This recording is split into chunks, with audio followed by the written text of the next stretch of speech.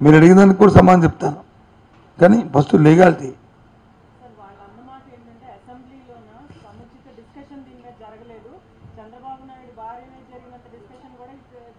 మూడు సార్లు జరిగింది ల్యాండ్ టైటిల్ మీద అసెంబ్లీలో 3 సార్లు. ఎందుకంటే మొదటిసారి రాజస్థాన్ కేంద్రాన్ని పంపించాం ప్రెసిడెంట్ సైన్ కావాలని, దాన్ని వచ్చి మళ్ళీ వాళ్ళు కొన్ని కొరీలేసి పంపించారు. మళ్ళీ అది తీసుకొచ్చాం, మళ్ళీ అసెంబ్లీలో మళ్ళీ మా కౌన్సిల్లో పెట్టాం, మళ్ళీ పంపించాం, మళ్ళీ వాళ్ళు కొన్ని డౌట్స్ అడిగారు, మళ్ళీ దాన్ని మళ్ళీ క్లారిఫై చేస్తాం, మళ్ళీ చేసి పంపించాం. లేదంటే ఎలాగవుతుంది? వాళ్ళు అసెంబ్లీ బాయ్కట్ చేసి ప్రతినిధులకు వాళ్ళకి ప్రజా సమస్యల పట్ల బాధ్యత లేకుండా నేను జరగలేంటే ఎలాగవుద్ది? ఇంకో తొలగించాం కదా, అవి పచ్చి అబద్ధం.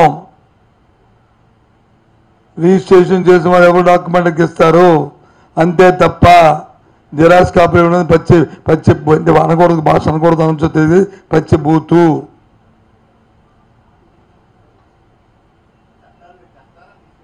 ఏదండి చట్టం వచ్చి ఇప్పుడు ప్రస్తుతం కోర్టులో డిస్కషన్ జరుగుతుంది, కోర్టులో కొన్ని క్లారిఫికేషన్ ఇచ్చాం. ఇంకోటి కూడా చెప్తున్నాం, ఈ చట్టం చేసే ముందు, ఇది అమలు జరిపే ముందు ప్రతి గ్రామంలో కూడా ఏదైతే ఇప్పుడు భూ సర్వే జరుగుతుందో, ఏ గ్రామంలో అయితే భూ సర్వే అయిపోతుందో ఆ భూ సర్వే అయిపోయిన గ్రామాల్లో మళ్ళీ దీనికి పబ్లిక్ హియరింగ్ పెడతాం. ఇక ఈ ఊర్లోనే భూమి ఇంత, ఈ ఊర్లో నీళ్ళు ఇంత, ఈ నీళ్ళు ఇగో ఈ XYZకి వచ్చి ఇంత స్కెరియార్స్ వచ్చి ఇల్లు కట్టుకున్నారు, ఇగో ఈ భూమికి వద్దులు, ఇది వచ్చి XYZ పేర్లు ఉన్నాయి, దీనికి ఇంకెవరైనా ఇబ్బంది మీకు అబ్జెక్షన్స్ ఉన్నాయా చెప్పండి అని చెప్పి అడిగి తర్వాత అప్పుడు అది చట్టంలో తీసుకొస్తాం ఆ గ్రామాన్ని. తప్ప ఈ పబ్లిక్ హియరింగ్ జరగకుండా మాత్రం జరగదు.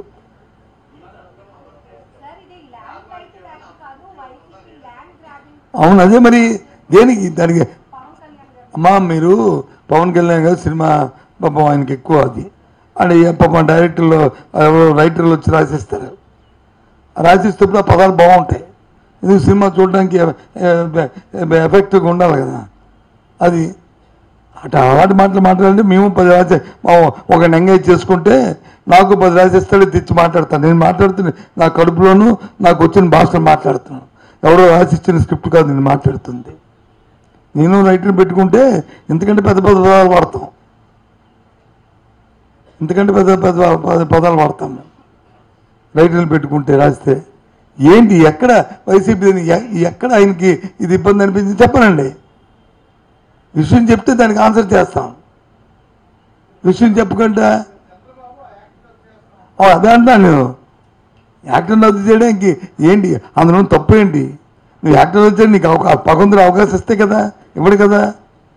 ఆ యాక్టర్ వస్తే ఇంకా ప్రజలకు మేలు జరుగుతుంది, ఇంకా ప్రజలకు పగడపని జరుగుతుంది. ఏదైతే లిటిగేషన్ ఇంకా తగ్గిపోతుంది.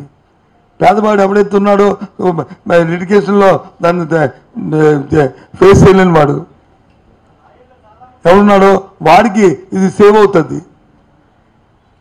అనవసరమైన వృధా ఖర్చు ఉండదు, వృధా డబ్బు ఉండదు. దళారులు, మధ్యవర్తులు, ఈ బ్రోకర్లు, ఇది ఎవడో తాతల తండ్రులు 50 సంవత్సరాల కింద 100 సంవత్సరాల కింద మన తండ్రి గారి పేరు ఉందని చెప్పి ఊరికినే ఫేక్ డాక్యుమెంట్ సృష్టించి వచ్చిన ఈ వ్యవహారాలు పోతాయి.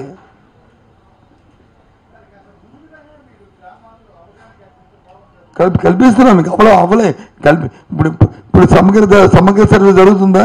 నేను అంటాడు సమగ్ర సర్వే వద్దంటాడు. స్వాతంత్రం వచ్చిన తర్వాత ఇప్పుడు సమగ్ర సర్వే జరుగుతుంది, ప్రజలంతా అంతా హర్షిస్తున్నారు. గ్రామాల్లో మా ఊరు చేయాలని అడుగుతున్నారు. ఏవైతే ఇనాం భూములు ఉన్నాయో, ఏవైతే ఎండోమెంట్ భూములు ఉన్నాయో, ఏవైతే జాయింట్ పట్టాలు ఉన్నాయో, ఏవైతే ఉమ్మడి ఆస్తులు ఉన్నాయో మా కుటుంబాలు అందరూ కోరుతున్నారు. ఇది ఫోటో అదే మీకు అడుగుతుంది. అదే రెండు విషయాలు సార్, 2 విషయాలు. ఒకటి లీగలు, 2 కాదండి. ఈయన ఎక్కడ చచ్చిపోయి ఎక్కడ ఉన్న మహానుభావుడు ఎవరు? ఎన్టీ రామారావు. ఎక్కడ ఉన్న మహానుభావుడు దీని మీద ఫోటో వేయడం కాదు, నేను చూపెడుతుంది మీకు. మరుగుదొడ్ల మీద వేశారు. ఆడవాళ్ళు మరుగుదొడ్డికి వెళ్తే లేడీస్ ఆ మరుగుదొడ్డి మీద ఉండేది. అవునా కదా? మేమేం మరుగుదొడ్డి మేయలేదు కదా, మేమేం మరుగుదొడ్డి మీద ఆలోచన కదా. మేము ఒక మంచి పనికి, ఇది మంచి కార్యక్రమం జగన్మోహన్ రెడ్డి చేస్తున్నారని చెప్పి ఆయన గుర్తు ఉండాలని అది చేసిన పనికి చెప్పుకుంటున్నాం.